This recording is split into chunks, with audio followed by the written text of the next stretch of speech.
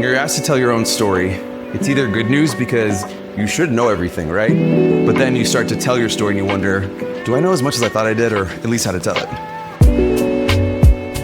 So my mom grew up reading me the Bible and African American history, specifically history from the Civil Rights Movement. Names peppered those readings like Moses and Martin, Diane and Deborah, Rosa and Rahab, James and James, John and John. Black folk name each other, it gets complicated. One of those names was a bit different, Jesus, the person of Jesus. And this was a name that was a red line through it all, through all those stories, through all those names. These stories held me growing up as a black boy in lily white Iowa. This is Iowa before Barack made his way there to the 99 counties for a primary victory, a general election victory. This was a different kind of Iowa. And the bullying was real. And I needed these names and these stories to have some kind of power, some kind of resonance. And I felt that Jesus did. By the time I graduated high school, I wanted to get away from Iowa, as away as possible. I'm not sure if that was any of you all's story. So for me, I was like, what would be a hard place to go, to get into? So I picked Yale. It worked. No one really came to the East Coast or to Yale. So that was good news. Then this thing called Facebook started, and that was a whole different story. But again, I'm older. We already saw the Morse joke or the Morse reference fall flat. So I won't say I was in Morse college. I don't know if this is different now, but it used to be that you would cheer for days. And I was like, this is really confusing. But I was in Morse.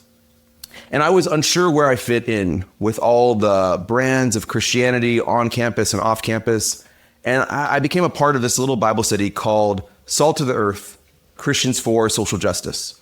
Now, a few of us, I think maybe 4, had emailed this listserv the summer before we got to Yale. I'm not sure if any of you had that experience. So we emailed and said, hey, we want to be part of this group. We think it'd be an awesome thing. And this person was like, hey, I just graduated, so you're on your own. No one's a part of the group. The group is dead. But there's these 3 other people that are asking me the same question. I'll connect you to each other. So she connected us to each other, and then we formed this group, reformed it. And what we did was just really read the Bible every Monday in Dwight Hall, just a few steps away. We read the scriptures, even though the group was called Christians for Social Justice. We did do some activism. I'll get into that. But a lot of what we did was just be in front of the scriptures. Scriptures like ones in Isaiah that said intense stuff like, your hands are full of blood. Wash and make yourselves clean. Take your evil deeds out of my sight. Stop doing wrong. Learn to do right. Seek justice. Defend the oppressed. Take up the cause of the fatherless. Plead the case of the widow. Or the account of Exodus, the story of Moses. Do not oppress a foreigner. You yourselves know how it feels to be foreigners, because you were foreigners in Egypt. Or the words of Jesus. The Spirit of the Lord is on me, because he has anointed me to proclaim good news to the poor. He sent me to proclaim freedom for the prisoners and recovery of sight to the blind, to set the oppressed free, to proclaim the year of the Lord's favor. These words sometimes shook us more than our assigned readings for class. Sometimes they challenged us more than we were expecting. We didn't know what to do next, what moves to make, whether it was just as simple as a summer internship or a relationship or knowing what our path could be. These words rocked us to the core. And also what we were learning sometimes rocked the scripture to its core, if that's even possible. There was a lot of things that happened in that Bible study. We also did activism together as a group, telling Yale to divest from oil that was going to the genocide in Darfur, Sudan, standing with workers at Yale with appeals of dignity and bargaining new deals for them, Local 34 and 35, and also doing frontline work to support marginalized students that were affected and impacted by Islamophobia, homophobia, and racism. I think it's different now, I hope, but around the time I was a student, by the time it was my sophomore year, but every 3 to 4 months, it was marked by some kind of bias incident or attack. Sometimes it's flagrant as graffiti sprayed on a wall, the walls of the drama school. Sometimes it was just bad satire in a newspaper or a magazine. I won't offend anyone by saying which ones they were in my time. Of course, they're better now. But that's kind of what school was like. And we did that at Yale. The work was meaningful, but it didn't save me. The work was powerful, but it was tiring. In fact, the work in my classes and my college concerns that I won't bore you with made me wonder, did I leave Iowa just for this? To hustle, to get good grades, to hustle, to be the most pure activist? I remember fights that we would have as activists, like who will move their choice TV show viewing. Like there was a real big fight over Grey's Anatomy one time. I think that show is still going, but it was like, who will move this? Like, will you do this? Like protest this time? Like, I can't. Grey's Anatomy is happening. Self-care is real. It's just true. I hustle to be the most confident person in the room, even though you know there's nothing to justify that confidence. And that's pretty exhausting. I was emptying and I wasn't sure that God could help fill me anymore. After all, wouldn't God step in before I made more messes? Wouldn't God do something different? And I'm starting to ask bigger questions, like, wouldn't God not have made my experience in Iowa the way it was, or have the world set up the way it was? Then, and I promise that the story is about to get a little bit more focused. Then I went, after this part, then I went to Australia. And I learned something. Maybe you all already know it, and maybe tons of Yale students already knew it, but I didn't. It was that progress across time wasn't linear. James Cook arrived in Australia in 1770, 278 years after Europeans discovered America. Slavery, yes, slavery, in Australia started in the 1840s, and by some definitions continued to the 1970s. If you know your history, that's around the time, 1840, that actually the abolition movement was getting started, really getting traction. And that's when things were starting off in enslavement in Australia. Colonialism and enslavement did not end magically because of time, as if goodwill and progress just scattered over the entire lands. Instead, they were transported, colonialism and enslavement, to a far-off place, and they kept going, even when it was made illegal in other countries. Again, maybe many other Yale students knew that, but I didn't.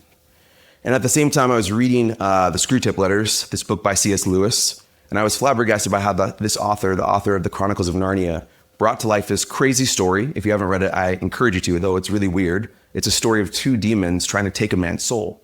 And I started to wonder, maybe it's not just a person's soul you could take, but also the soul of a nation, the soul of a people. What if these dark forces of colonialism, racism, and enslavement weren't just social justice affairs, but were about how to be just, how to be righteous, how to be kind, how to be good? An integration took place in me then, and I realized that faith and justice could go together in the most public and the most personal of ways. That love could not just defeat a religious and personal definition of sin, but it could defeat evil itself. Yes, I realize I may be sounding like Harry Potter as I talk, but this is what was happening inside of me. I came back to Yale alive in a way I don't know how to describe, with this integrated commitment for faith and justice, an integrated commitment about a love that would do work on me, but also could do work on systems. I had known the story of a person, Jesus, but now I was being called out by a purpose to see love make a tangible difference in the lives of people, as opposed to just being a feeling. So what do you think I wrote about for the rest of the time I was at Yale? It was essentially the civil rights movement of others that had used love to think if it could make a difference in the world. Whether it was the person of Gandhi, Dr. King, Malcolm X, Diane Nash, Rosa Parks, Claudette Colvin, John Lewis, James Bevel. Hardly a paper went by that I didn't have some kind of Jesus connection. And my professors were curious, but it seems like kind of loved it. My grades actually got better. I was like, this is awesome. I like this. I wanted to find out how I could speak of this God who interacted with people throughout history. At least that's what these folks said, like Dr. King, saying things like this: with this faith, we will be able to hew out of the mountain of despair a stone of hope. And yes, along the way, I somehow got called to be a pastor. Oops, that's a different story for a different day. To be very honest, it felt really weird to be invested in race, justice, and nonviolence at that time. Remember that junior senator I was talking about, the one from Illinois? He announced his bid for presidency my junior year. And I know it's crazy to think this, but sensible people, real people, people around these parts, were convinced that would mean something about colorblindness, about progress, about racial harmony. Little did I know, little did we know. In those years, I'd mostly try to get close to communities I knew needed more power. This was after I graduated Yale, after I graduated Divinity School, communities that were people living outside of New Haven, communities from a neighborhood called Kensington I lived in, kids that were part of a group I was in the Dwight neighborhood. And as I got my sea legs through pastoring, I had some milestones in my life, I tried to model an integrated love. A love for God, a love for people near and far, and a love for enemies, like whoever they were anyway. Because that's kind of what I thought then. Like, I didn't really know who my enemies were. That was a privilege I didn't know I had. I'd encountered Jesus, a person who integrated life for me. I found a purpose, and I was enjoying this presence, a presence in community, building community with others. But then a few names would enter me into a new era of trying to find and grow peace. Trying to find and grow peace at all costs. This is kind of the last part of the story. These names were names that you'll probably be familiar with. Names like Trayvon Martin, Sandra Bland, Mike Brown, Freddie Gray. You can name more. It's almost like a liturgy, a litany of sorts.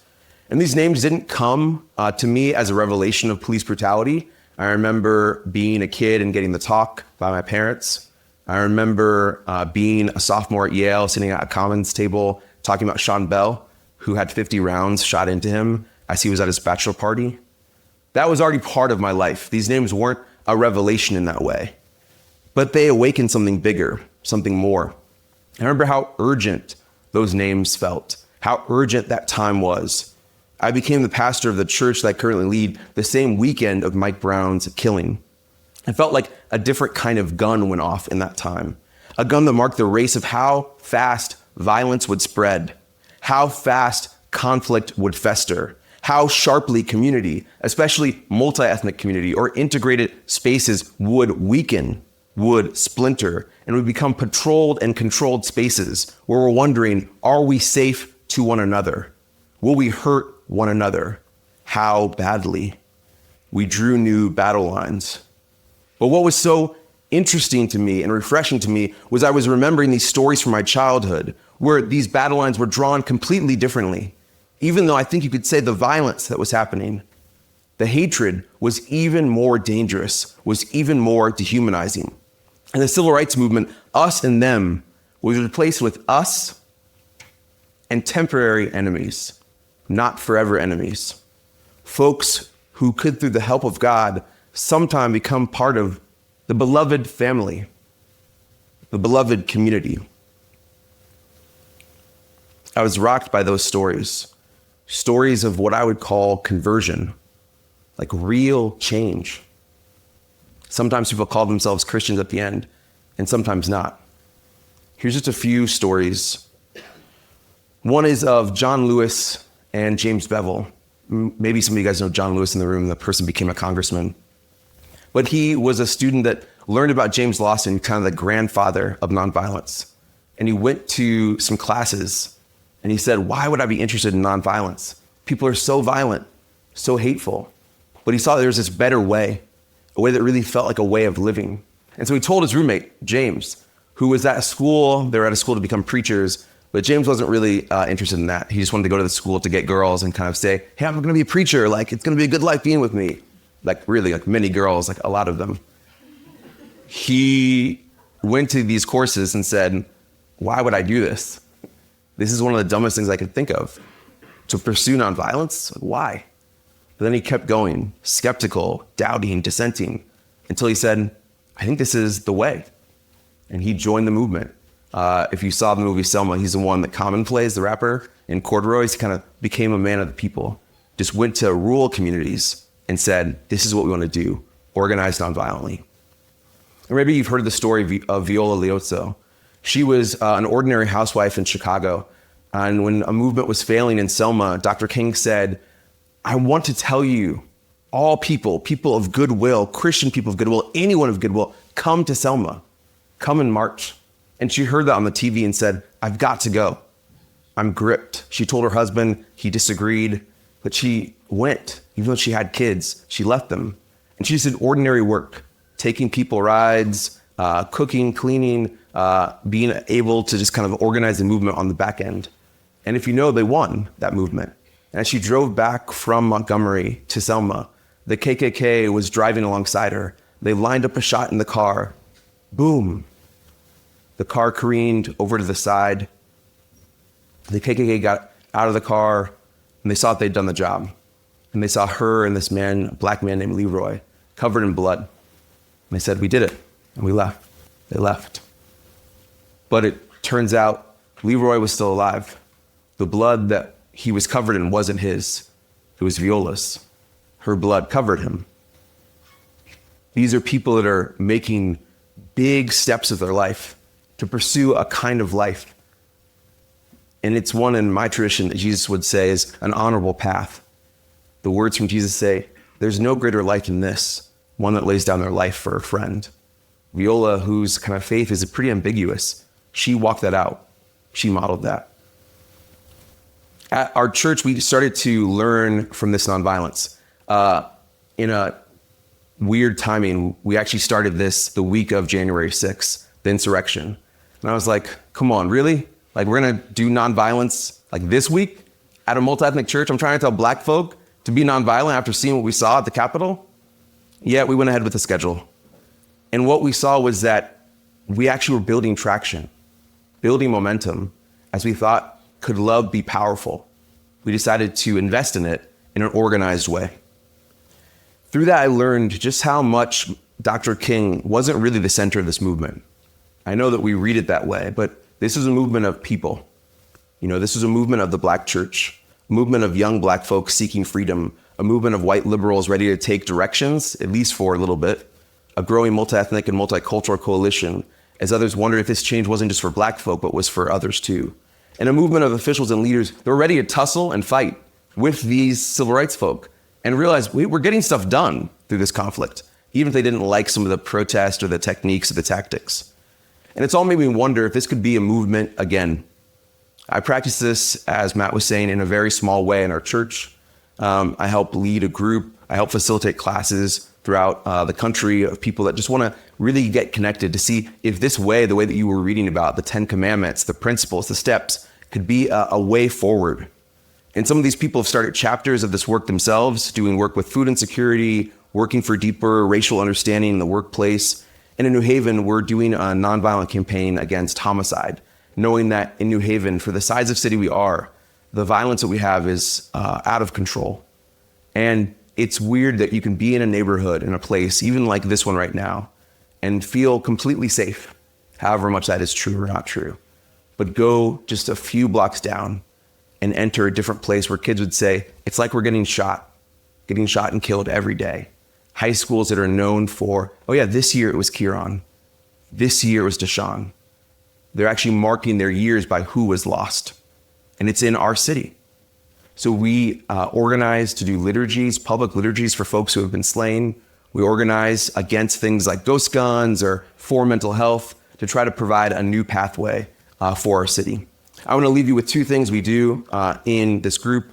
One is from a liturgy we do at the Botanical Garden of Healing, which is just a mile or so from here. And the other one from a liturgy we do when we actually go to the site where someone is slain. The first is a reading of scripture, and the second is an invitation to community. And take this as your invitation too. Here's the first one. It's from the book of Revelation. Then the angel showed me the river of the water of life, as clear as crystal, flowing from the throne of God and of the Lamb down the middle of the great street of the city. On each side of the river stood the tree of life, bearing 12 crops of fruit, yielding its fruit every month. And the leaves of the tree are for the healing of the nations. No longer will there be any curse. The throne of God and of the Lamb will be in the city, and his servants will serve him. They will see his face, and his name will be on their foreheads. There will be no more night. They will not need the light of a lamp or the light of the sun, for the Lord God will give them light, and they will reign forever and ever. And our invitation that we give to family that gather and community members. We are our neighbor's keeper, and we who remain to bring peace to our city and to our world. As we prepare to part ways, turn to someone else, maybe someone you don't know, and ask them, why are you here? May God build new connections, turning strangers into family. I'm glad you're here in this course doing some of that work, turning strangers into family, learning about what it means to have a life worth living. That's a little bit of my path and my journey. I'd love to dialogue more and to take some questions. Thank you.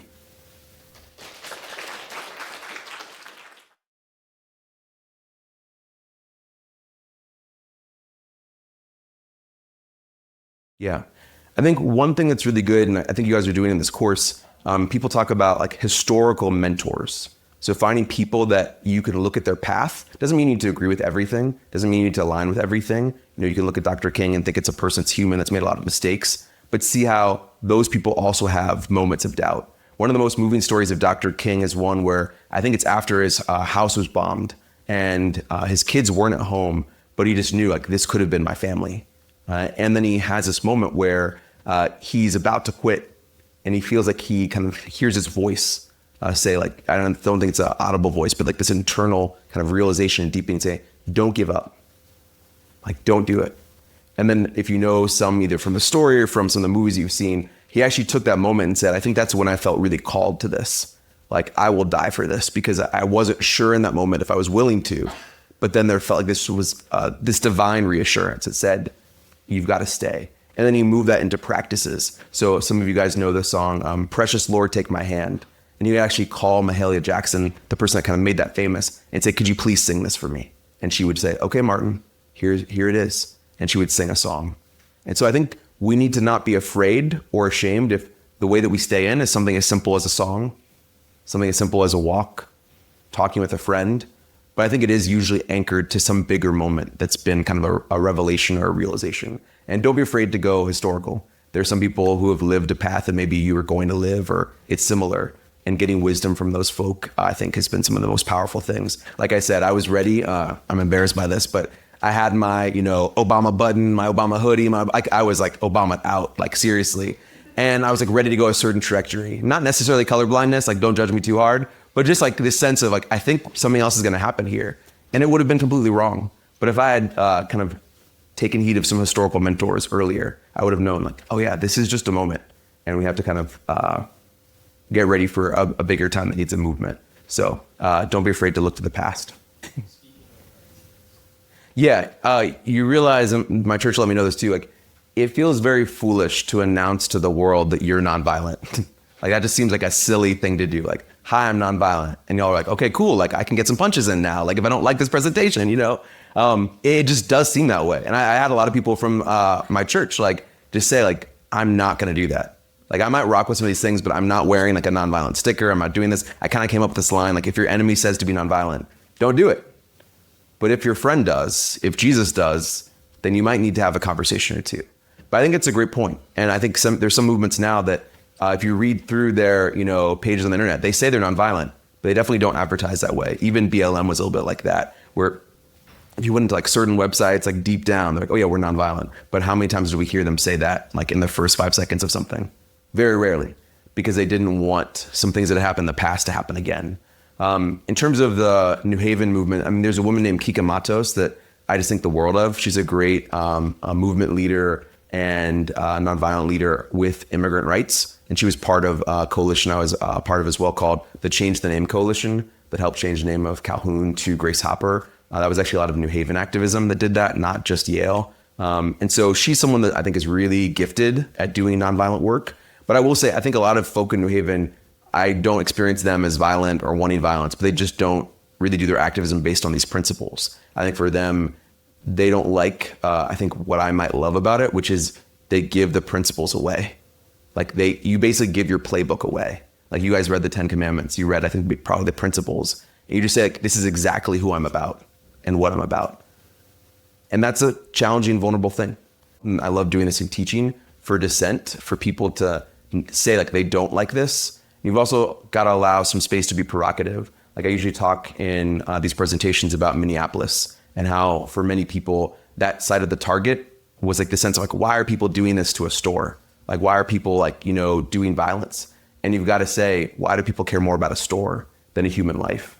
And I think one of the reasons or one of the ways to get people to realize that is by saying, I'm willing to be like an example. I'm willing to be a living person that would take some hits if need be, because then you show people, hey, this is actually a body and you feel differently about this, and you do the little red circles and target. Now you've got to choose that, and you've got to want that, and you've got to be prepared to do that. This is where I love the physicality of the nonviolence movement in the 60s, because people would practice saying, okay, when someone hits you, you cover your head. When someone hits John Lewis, then you go and you do this. Like they actually role played all of that. And you probably have heard of examples where they role play like name calling, all that stuff with really extreme language. But they also did like physical work to say, here's how you keep your head safe. Here's how you call for help. and make sure that this person that got hit twice won't get hit a third time. But one of the questions is who's going to do that now? And like which movement has a kind of commitment to peace or love or justice that they would actually kind of become bodily like that. In a way, a lot of the movements I've seen are more marches that form and then kind of dissolve pretty fast. And they're not really made with coalitions of people that have made commitments to each other. Like I think about some of the marching that I did during the protests around George Floyd. And I think, did I know the people to my left or to my right? And the answer was no. Did I know the commitments they were making? The answer is no. Did I know what they thought about the 10 commandments of nonviolence? The answer is no. And I'm not saying that's wrong. I think there's ways to make that creative and make that work. I think there's some power in marching with people where I actually know what they're committed to. And as you all know from your reading, it's not like it was just Christians doing that, but there are people that said, I'm willing to commit to these commandments for this season of my life or these campaigns. I think that becomes extremely powerful. That's a fantastic question, and it's a question of the day. I think it's always been probably an important question, but I think right now it's really central. For me, I have both my attitude about it, which is pretty bad sometimes. I'm just like, I don't want to be with these people. And then also have like what I'm trying to make my commitments, which I feel like sometimes are annoying to people, which is I'm probably not someone's cup of tea either, right? And so there's a way, Jesus has these principles of thinking about what's going on with you, like the speck or the log in your eye, not the speck in your neighbor's. Now it's hard when your neighbor is like repeatedly doing the same thing that's awful and calling like the best of Christianity. But there's something to be said for trying to find moments of commonality and peace building, even with people that I disagree with or that, the church I'm part of would disagree with. But I think that's really, really challenging.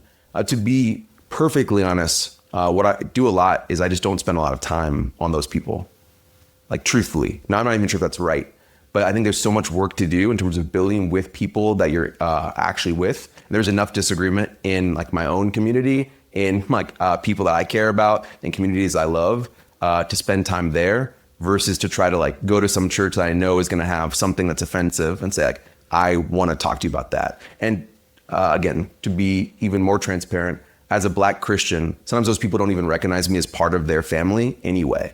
I think some of you guys might know this, but I think this has probably changed now, but in the 2008, 2012 elections, they ask people like, are you a white evangelical? They don't even ask people of color if they're like people of color who are evangelicals.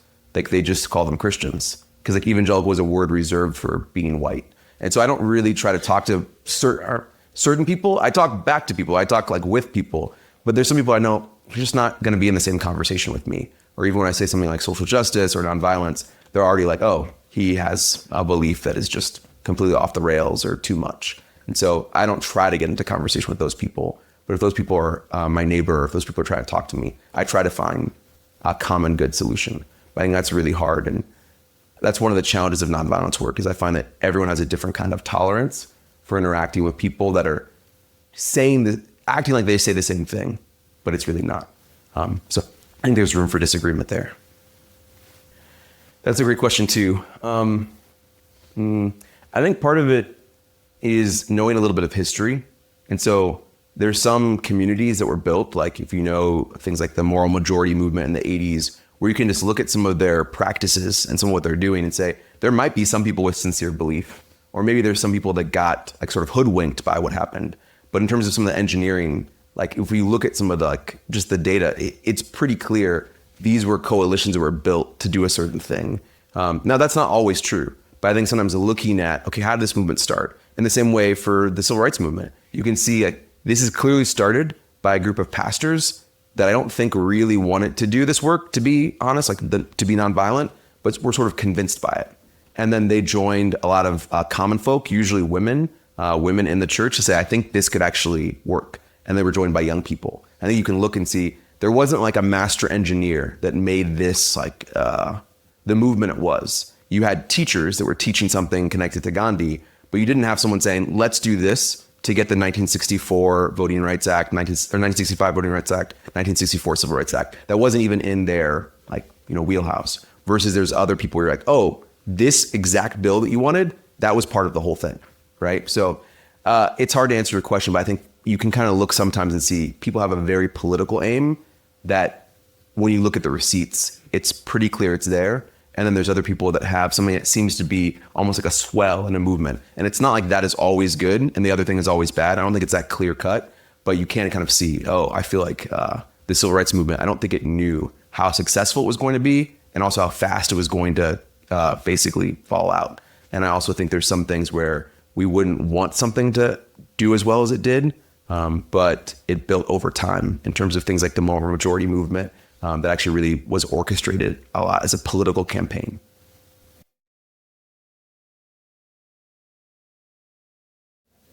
Yeah, I think I feel my life has become meaningful, which is good. I think there are definitely times and spaces where it was less so. And I think sometimes it was for things that were happening to me. Like when I was being bullied, I think a lot of my life was about fear and about survival. And I don't think my life was as meaningful then. I had seasons like I was just talking about where I'm like, wow, I'm like very vain. Like this is less meaningful.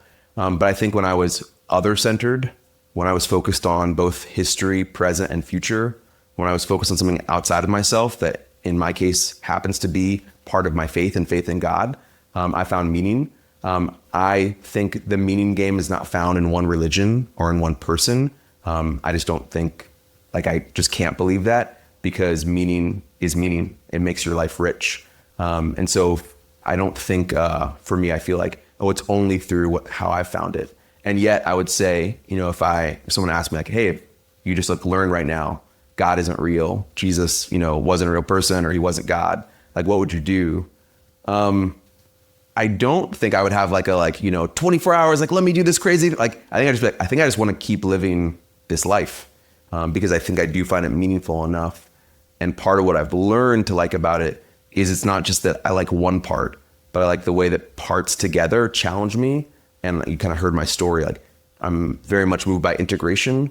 And so I really like that part of my faith. But yeah, I don't think that Christianity is has a lock on meaning. I was in actually a space of faith dialogue a few weeks ago, and we were learning about forgiveness. And this person that was coming from a Haitian voodoo background was talking to us. He was like, but wait, y'all don't think you like are the only people to forgive, right? And I'm like, no, like that's not what I'm saying. He's like, well, like what is this like Christian forgiveness? I'm like, I don't know what that is either. Like, I just think it's forgiveness. Like, I have a way of like thinking about it, but I don't think like my forgiveness is like branded Christian, or that like my life is branded that way. I think a lot of people use that word to talk about my life, but if I didn't have to, but I could still talk about Jesus, I probably would do that. But I've tried that before, and people are like, dude, you're Christian, like get over it. I'm like, okay, fair enough.